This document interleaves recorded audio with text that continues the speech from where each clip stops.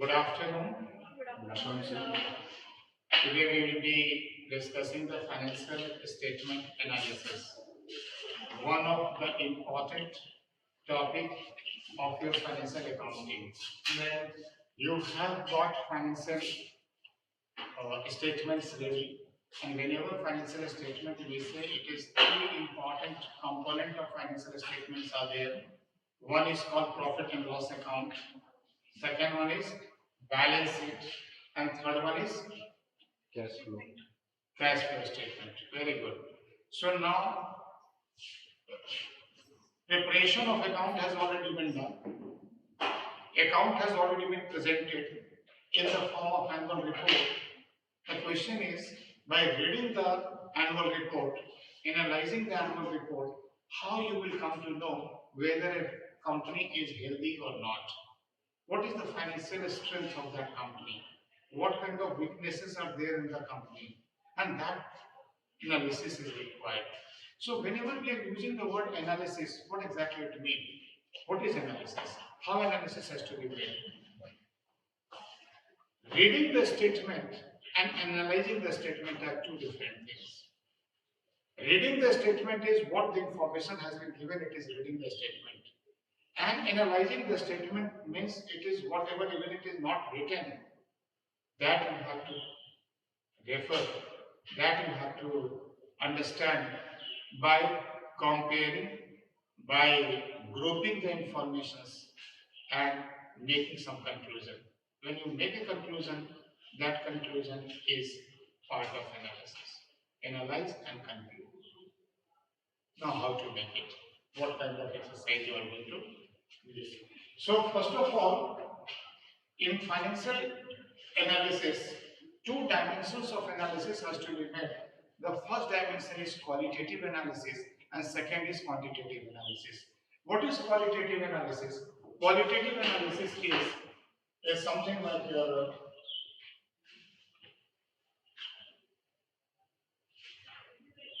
qualitative analysis when we consider it is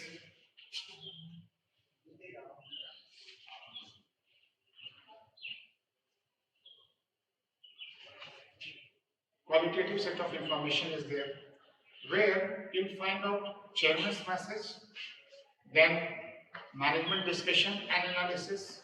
The second one, third one is auditor's report, fourth one is governance report, and fifth one is CSR report. This five set of information you have to prepare.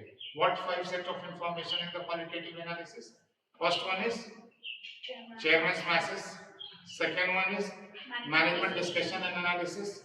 Third one is auditor's report. Fourth one is governance report, and fifth one is CSR. One by one we will understand what exactly it is. First one is that qualitative means it is not a quantitative information. Means it is not based on numbers. Rather there will be certain speech, certain set of information which is not in the terms of rupees, which is not in terms of amount or quantity. It is not that. Say in chairman's message, you will get the explanation why company has performed like this. If any kind of a performance issue has been there, that will be evaluated.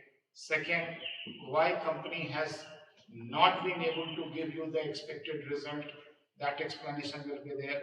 If any kind of a special situation has appeared, like your pandemic period, a true special situation was there, every company had suffered, barring few hospitals and pharmaceutical has really performed well, but not the other companies.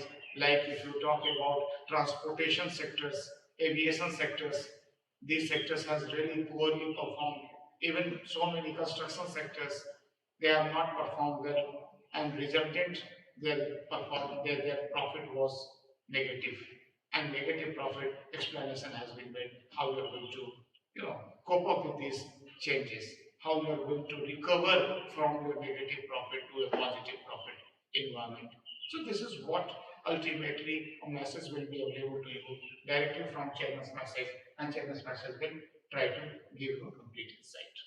That is required. Now next to The second important point here is management discussion. Insight of the information is available through management discussion. How management of that company on their own analyze and depict about the performance. How they express what kind of performance has been made. What are their expected performance in future? What are the plan for, is there any plan for expansion, or is there any plan for diversification? Is there any plan for product, upgradations or addition to the new product lines? These are the certain questions which we can easily look upon, and we can find the answer of these queries in the management discussion and their analysis.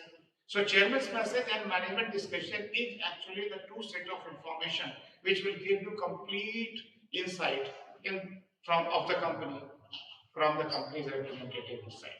These insights will be there. Now, how these are going to work together? What kind of issues we are going to cover? So that we have to see. Explanation will be available to you. Next is auditor's report. We have annual report available, but whether annual report is perfectly, rightly and honestly reported or not, who will cross check? We as an outsider have no entitlement to look into the general ledger or journal entry or the details of the business transactions, but auditor has got this ability. So whether the entire reporting which has been made in the form of profit and loss account or in the form of balance sheet, are those figures correct? And that figures are correct or not correct is available through auditor's report. Auditor's report will give you the insight, and that is the responsibility of auditor to identify, to find out that if any mistake is there, if any mistake, if any kind of deviation, if any kind of issues are there related to compliance, it has to be reported by auditor. And when auditor reports, make a para, and that is called qualified report. So qualified report is nothing but it is the report which auditor has simply mentioned it that the transactions are not as per the rule. Transactions has got certain specific material findings, and those findings is highlighted here in the form of para. So qualified report is a question mark about the performance of a company. What is unqualified report? Unqualified report is a clean report. It is a good report, better report, and that report is continuing. So this is the way you will find out that chairman's message, management discussion, and auditor's report has given you those three important, and these were the three important parts which was traditionally very important for qualitative analysis. But after 2007-8, when there was a global financial crisis, lot of company was found that because of their unethical behavior, they were not, behaving the way they should behave. The corporate discipline which was required was not adhered to, not maintained, and resulting into a condition that company had been in trouble. Whatever ethics was required, whatever governance was required, it was not met. So after 2008, globally it was made compulsory that you have to have the governance report. Governance report is compulsory to be given. And even in Company Act 2013 in India, governance report had been made very compulsory. It has been, you have to report. So that's another one important guideline. Governance report will talk about ethics and governance. And last one is the corporate social responsibility. Because every organization has got a social responsibility. What is that corporate social responsibility? What it works? It works in two important ways. First one is that whatever the social responsibility has been assigned, are you fulfilling your responsibility or not? To what extent you are fulfilling your responsibility, that is social responsibility. So corporate social responsibility is giving you a picture that companies' requirement with respect to social responsibility is fulfilled or not. And if it is getting fulfilled, where it is getting fulfilled. So these all 5 statements ultimately makes your complete qualitative analysis.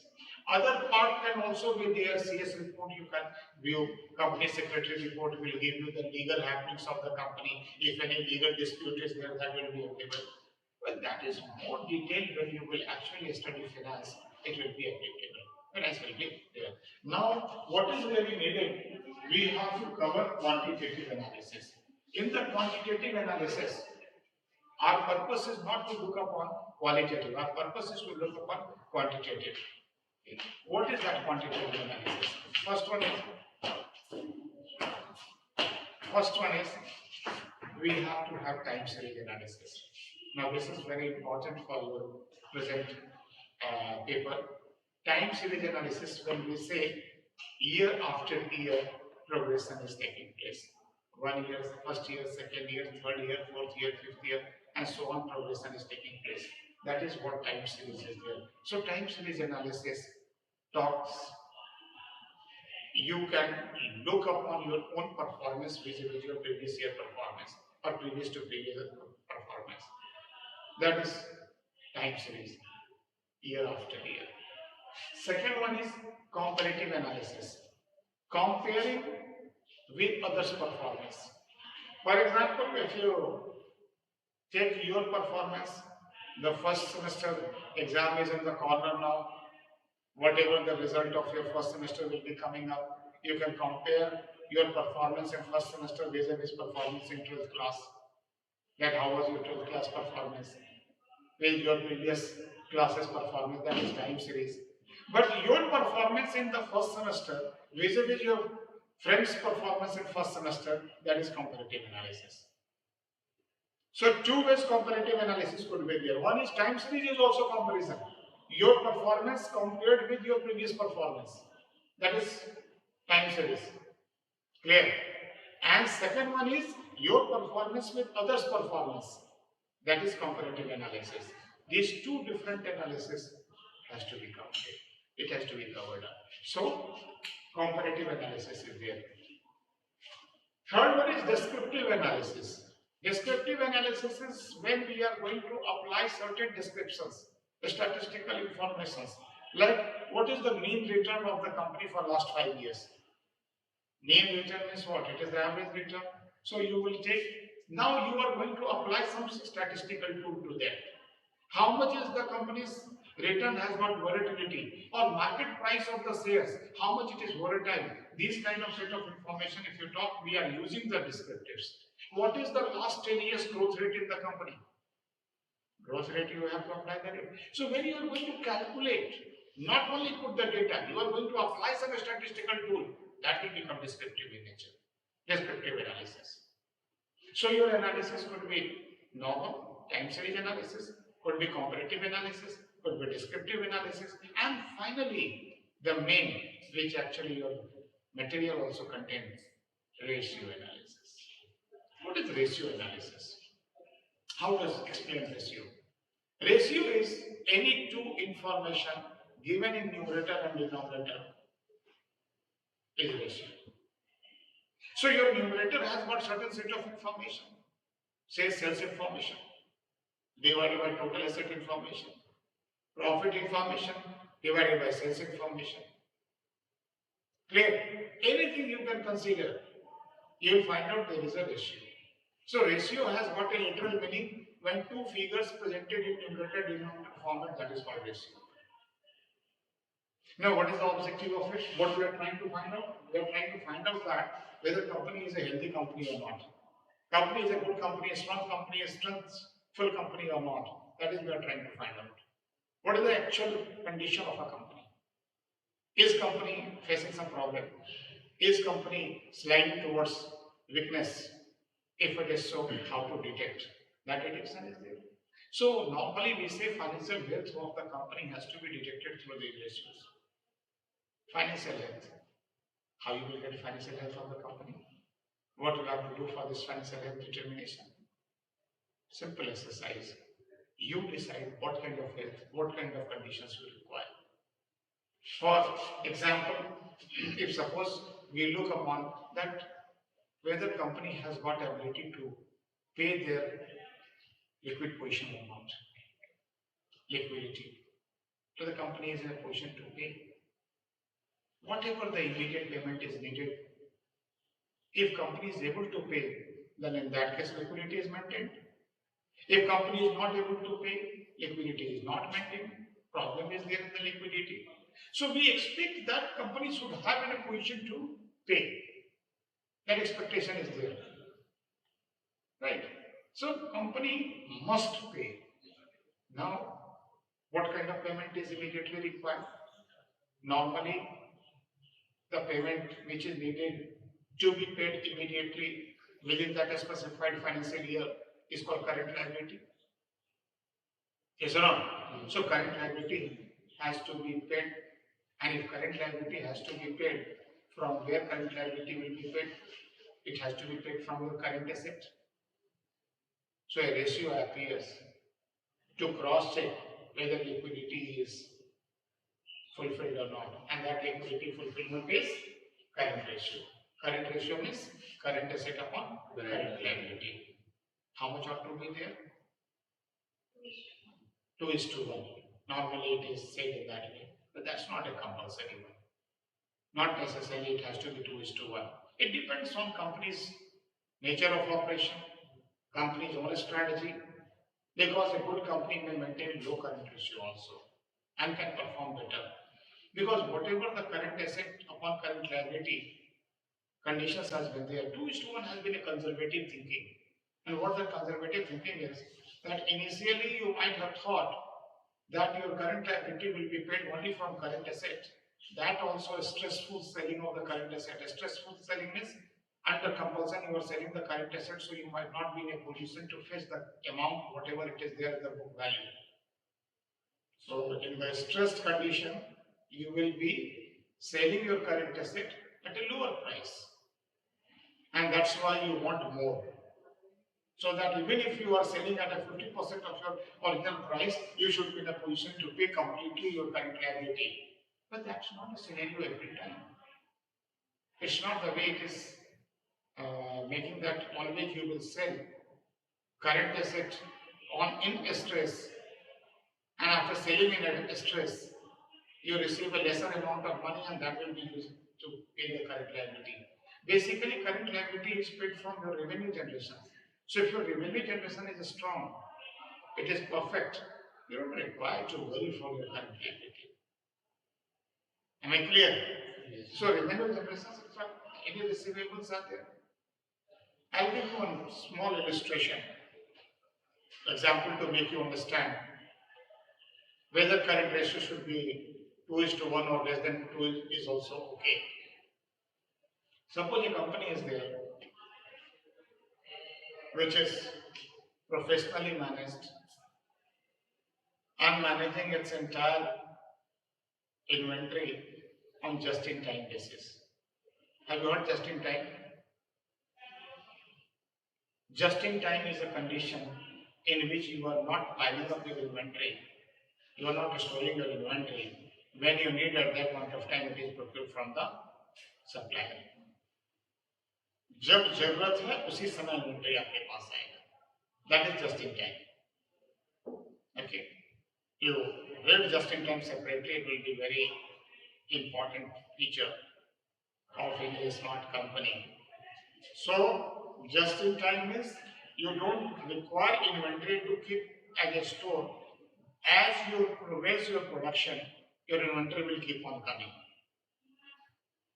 Second, the company has got a very clear-cut mindset. No sales on credit, only cash sales. Only cash sales means down payment sales. You make a down payment and take the product. So the company which is following just in time will have any big inventory value? Yes or no? No. Inventory रखते ही नहीं तो inventory value कहाँ से आएगा? Inventory will be lower. Company is selling on the cash down payment. Will it have a bigger receivable value? Bills receivable? Amount outstanding होगा?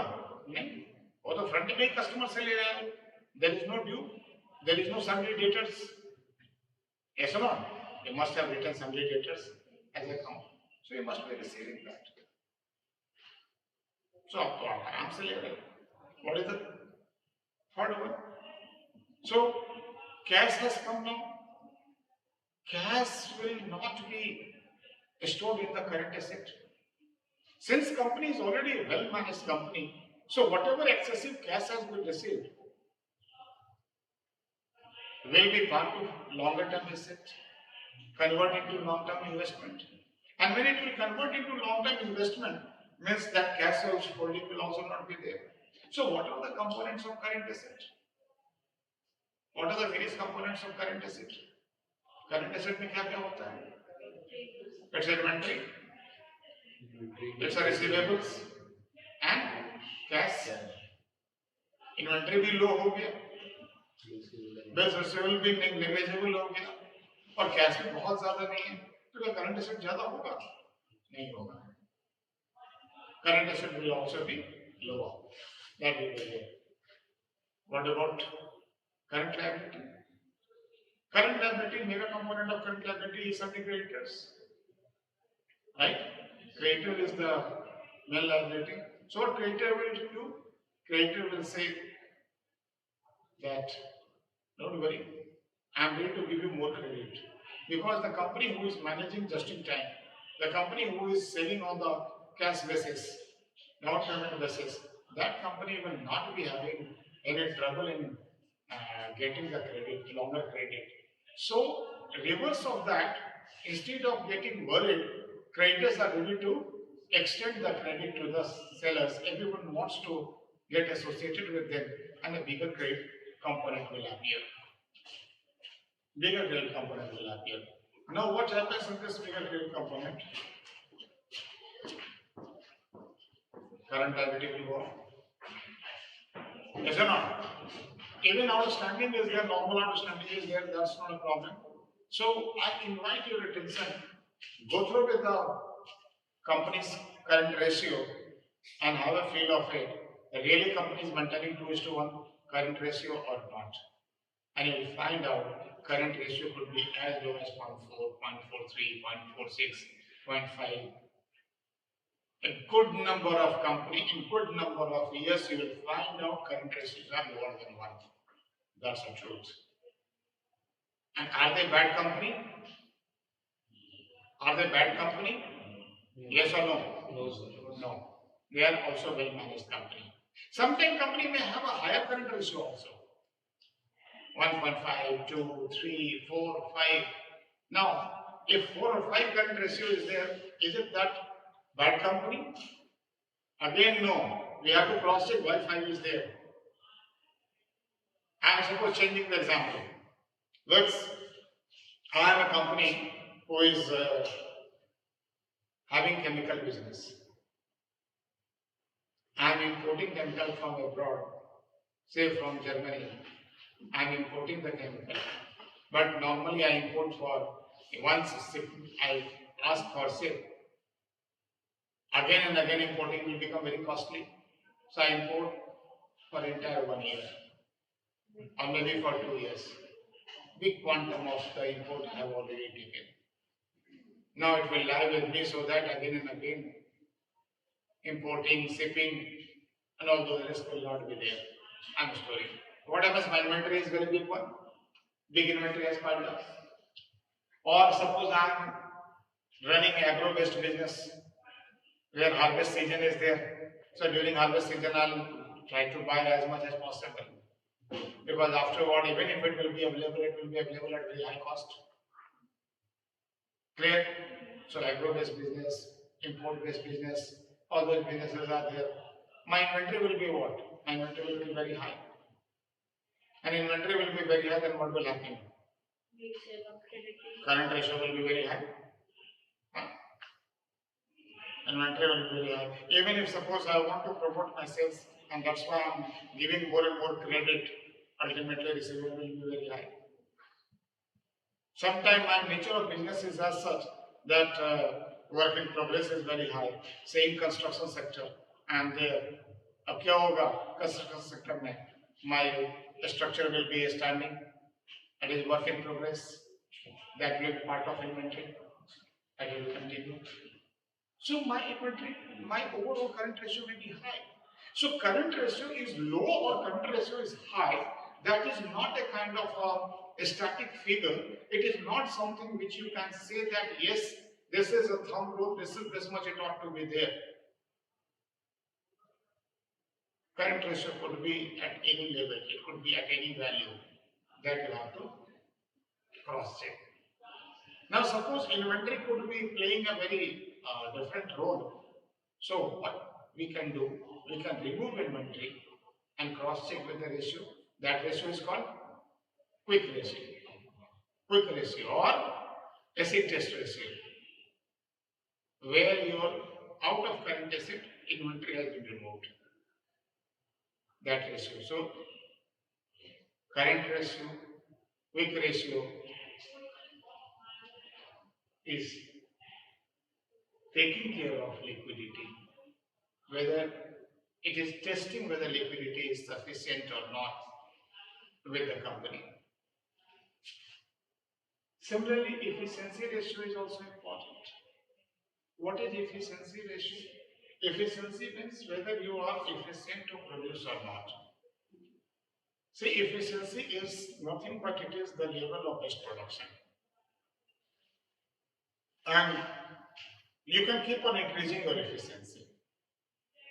And this efficiency is actually whatever the underlying is there, means whatever the asset is there, whatever applicable is there, how much productivity appears on that applicable, that asset. That is what efficiency is measured.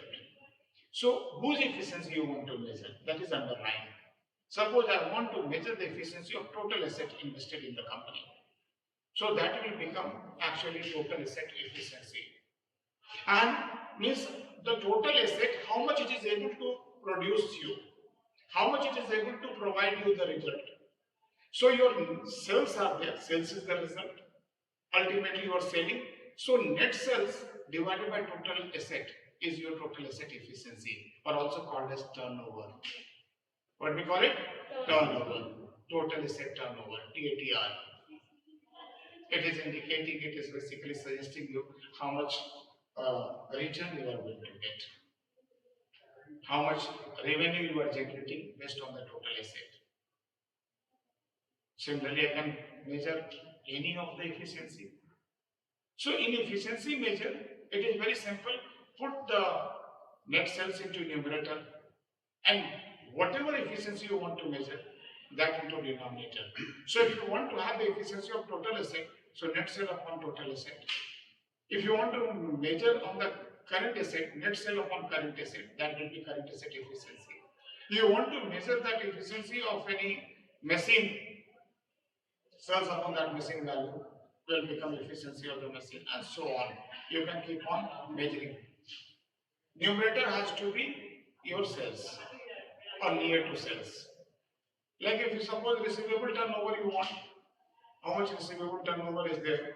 So your credit sales, now little change you have to take, because you are talking about receivables.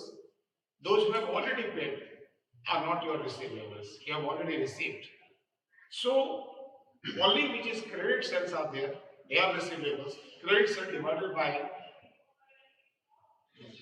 average receivables, you will get that receivable turnover. Similarly, cash turnover, similarly, fixed asset turnover, human resource turnover, or employee turnover. You can, per employee turnover, how much amount is there, that can get easily detected through the your efficiency ratios. Third one is ownership ratio. Ownership ratio means whenever any of asset has got created, who are the owner of that asset. So owner of the asset has to be who are going to make it.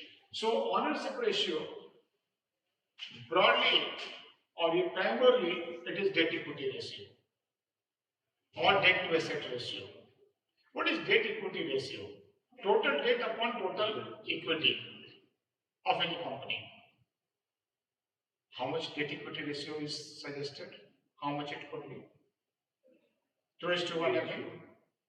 But there are certain conditions in which higher the debt, better it is. That's the way they view. They keep on being higher debt. Clear? Higher debt means more and more debt you take, it will be an advantage. You can find out here, suppose it is, let's consider a condition. These are the 5 steps through which you can evaluate.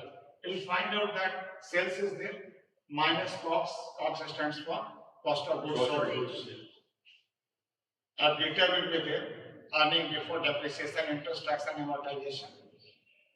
Depreciation and amortization, if you remove it, will become EBIT, earning before interest and tax. Remove interest from there, it is earning before tax. Remove tax, it is earning after tax on your profit. It is coming out. These are the steps which have been there.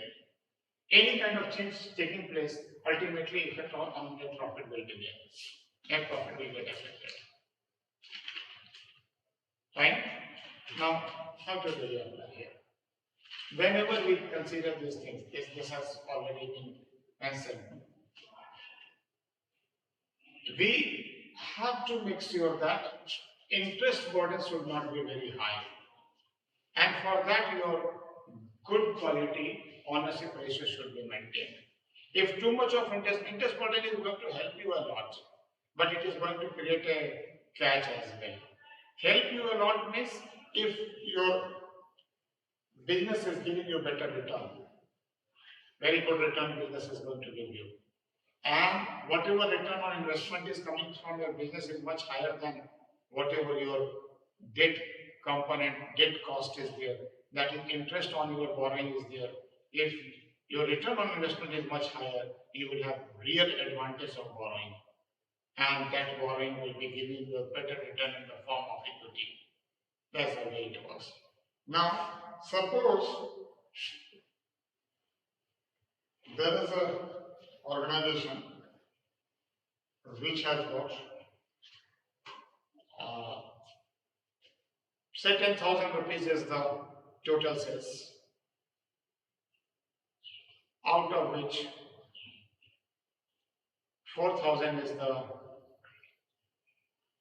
EBIT, earning before interest and tax. 10,000 is the total sales, 4,000 is the EBIT. Organization has got one organization has got 100% equity financing. This entire financing is from equity. And another organization that also has got 10,000 as the sales, 4,000 as EBIT, but 50% debt, 50% equity. Debt equity is 1:1. 50% debt means out of 10,000, 5,000 rupees on debt, say at the rate of 10%, and 5,000 equity. What will be return on equity to both the organizations? How to calculate? A return on equity to both organizations. Quick. Calculate. Calculation is must. Calculate it.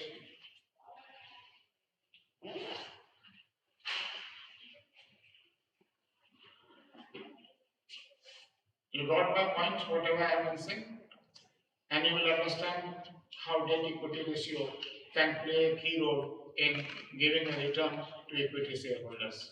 ROE. 30%. Tax is 30%.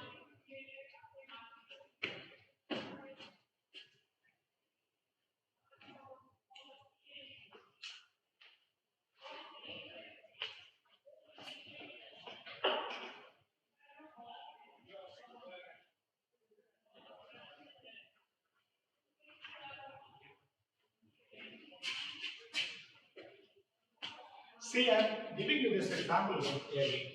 A is that organization, B is the another organization. A has got 10,000 sales and EBIT is 4,000 in both the cases. A is 100% equity. This is 500 or 5,000 equity and 5,000 debt. This 5,000 debt is at the rate of 10%. So what happens? This has got created. You look upon EBIT minus I. How much interest A has got to pay? 0. So what will be earning before tax to 4,000? How much interest B has to pay? 500. Right? So this is EBIT is 3,500. Here your tax is at the rate of 30%. So how much is the 30% of 4,000? 1,200. How much is here?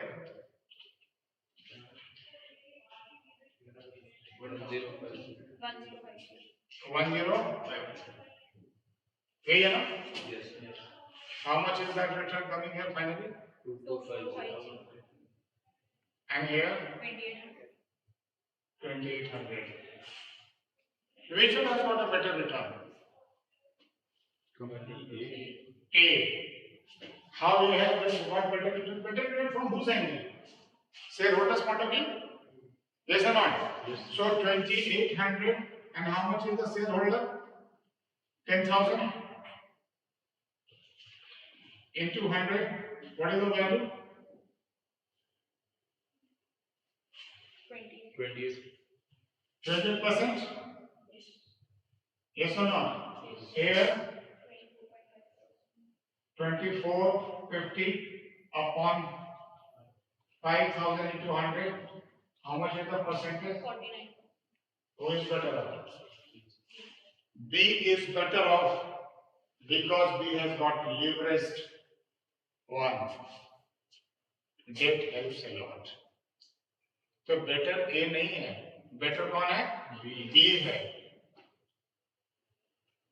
और अगर 80% debt equity financing हो जाए तो मतलब कैसा हो जाए? अगर 4 times डेट हो जाए, 1 time equity. Let's suppose you make a company C, same condition, parallel में को आप बना लो. C company is there which has got investment of 10,000, but out of that 10,000 investment, 8,000 is coming from debt and only 2,000 is equity. 8,000 is debt and 2,000 is equity. How much is coming up? And remaining is same. Remaining information is same. Same. Uska bhi 10,000 is the sales. 4,000 is the what? EBIT.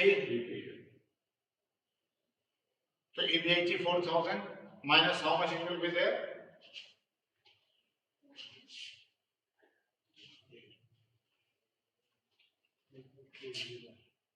How much? 2240. 2240. 2240 divided by 2,000. Come on. 112% of return is there to ROE. See, operational efficiency is same. It is only the financial mix which is we are going to make. So debt equity ratio is which we talk about is the ownership ratio is a very important tool. It can transform the business. It can transform the profitability to the shareholder rating. Right or not? Are you able to see कि कहाँ 28% का result था और कहाँ result 28%? Neither I have changed business, nor I have changed EBIT, nor I have changed initial investment. Initial investment remains 10,000. The source of funding called capital structure, which is nothing but ownership component.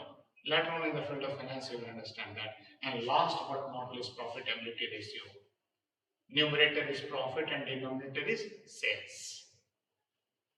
Right? Net profit margin or gross profit margin, gross profit upon sales, net profit upon sales. This is net profit margin. Margin indicates how much you are able to earn, how much you are able to generate. That's the profit margin is coming. Clear? So this entire information ultimately help you to understand the financial condition of a company, financial health of a company. Okay? Now, any question here? Is it fine? So, four important ratios. There could be solvency ratio also, whether company is in a position to, make the debt payment or not. That is there. An important ratio is called interest coverage ratio. What is interest coverage ratio? EBIT upon I. Whatever your interest burden is there, how much time your money is available to make the payment, that is interest coverage ratio. Higher the interest coverage ratio, better it is. More and more interest coverage, more and more interest payment could be possible. You can make payment to that. So that interest coverage ratio is there. So I think these points are very clear. Any question you have on this, it's fine. Otherwise, basics of this analysis I have already covered to you. Okay, how the issues are going to work. One more additional, session, practice session I can take that how calculation you can make. So what you do in nutshell, liquidity ratio, whatever two important ratios are there, efficiency ratio, all the turnover ratios are there. Liquidity ratio, current ratio, and quick ratio, you have to take efficiency ratio is turnover.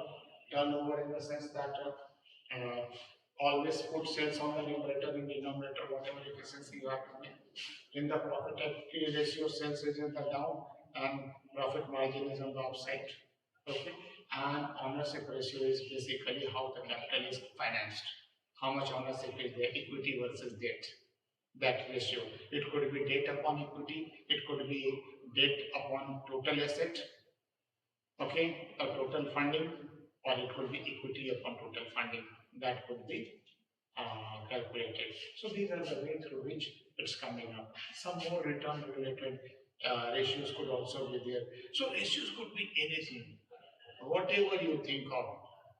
Whatever two components in numerator, denominator, it could be ratio. You decide why you are taking a particular ratio. It could be return on investment, it could be return on equity, it could be net worth, it could be, turnover, per employee turnover, clear, per machine turnover, I can calculate per machine turnover, I can find out, so anything you can calculate. But you must have got first why you are calculating it, which ratio, what is the formula of that ratio, and whatever finding is there, how to conclude, how to take a conclusion out of it. Your entire financial statement analysis will be complete. Most probably, I'll share one practice session to you. Okay? So, this is what is there. Thank you. You can have a look of the paper. Alright.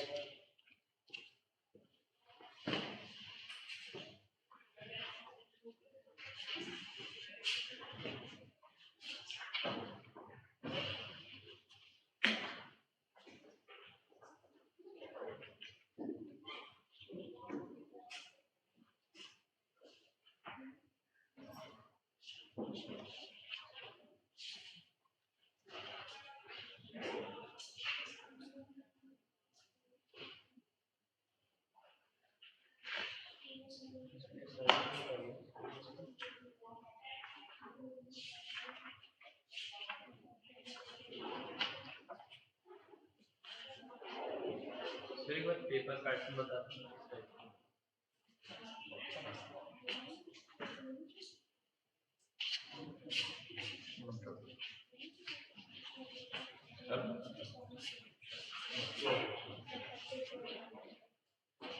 So thank you. And